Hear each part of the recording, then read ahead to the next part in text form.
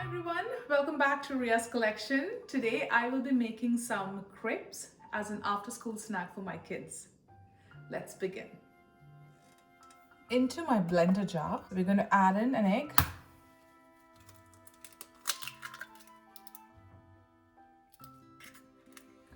one egg,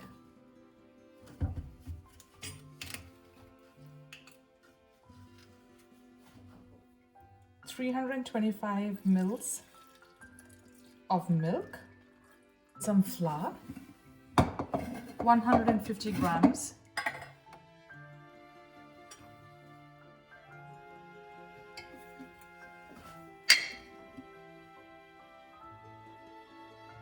I'm going to blend all of these into a smooth batter. So the batter is ready. If you look at it, you can see it's a nice, smooth, liquidy batter. That's what you want. And now I'm going to add in 30 grams of melted and slightly cooled unsalted butter.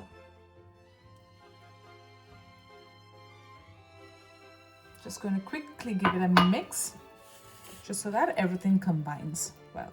You might notice that, especially if your milk is cold, that the butter is seizing up a tiny bit, and that's okay. This is going to melt as soon as it hits the pan. So that's all that we need to do for making the crepe batter. So I'm going to start making some crepes. I'm heating up my crepe pan. It's actually a carbon steel pan from Paris that I have seasoned and it's ready to use. If you don't have a crepe pan like this, you could use any non-stick pan. I think this is about 8 inches in diameter. You could use something of similar size, or you could even use a well-seasoned cast iron pan. Pan is nice and hot. We don't need to apply butter at all times, but it's nice to have a few cubes of butter ready on hand. And especially for the first one, I am just going to add some butter and wipe it all over. And now I'm going to add a 1/4 cup of the batter. So as you pour the batter, you're going to swirl the pan. If you notice, you can see that the butter is also melting. The butter that had clumped up earlier, it's melting. So right now I have my heat on a medium to medium high. This doesn't take that long to cook.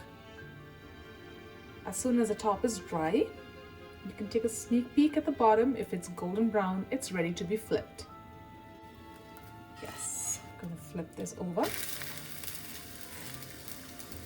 and give it about 20 to 25 seconds on the second side.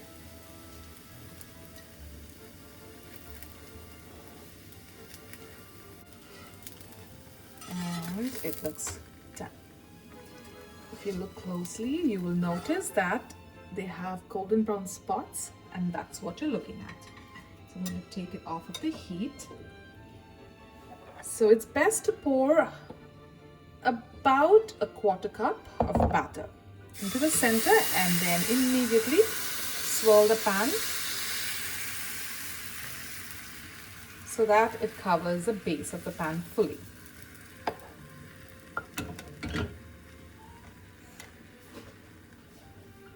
So this crepe can be used for making savory crepes or sweet crepes. So you can, if you like to add some sugar to make it extra sweet, maybe about a tablespoon of sugar into the batter would be good. This doesn't have any sugar at this point, therefore it is a good one to use for both sweet and savory at the same time. So I'm going to continue to make these crepes till the batter is all done.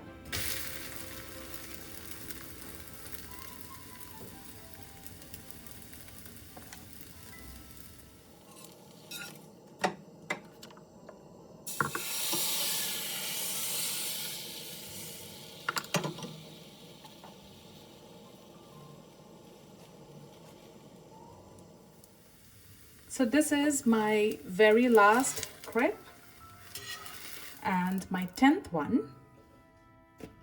So I didn't have to butter my pan other than the very first time when I just applied and wiped it off. So if you're using a well-seasoned pan, you don't really need a lot of butter for cooking.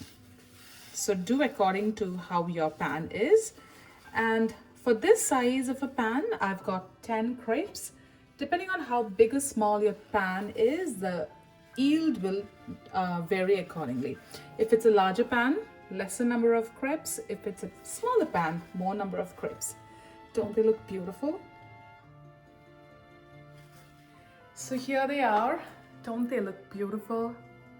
I've got a total of 10 crepes with this quantity of ingredients. So I can't wait to dig into these. There are different ways that you can serve them up. The simplest way that most French people enjoy this is to have a nice sprinkle of white sugar and then a good squeeze of lemon or lime juice over it. You can fold them up into triangles, roll them up and enjoy it as is. I'm going to serve these for my kids with some homemade chocolate hazelnut spread. I've shared the recipe in my videos before. I'll link it in the description box as well. So let's plate this up.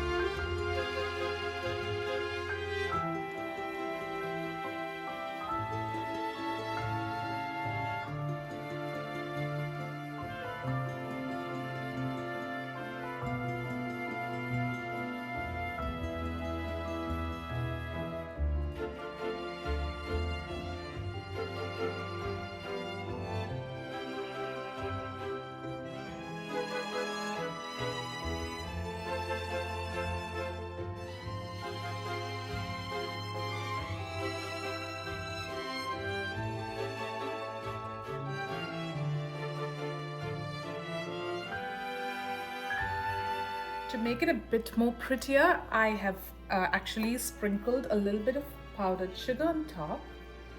Do this at the very last minute because the butter from the crepes is going to absorb all of it if you do this ahead of time. So do this just before serving.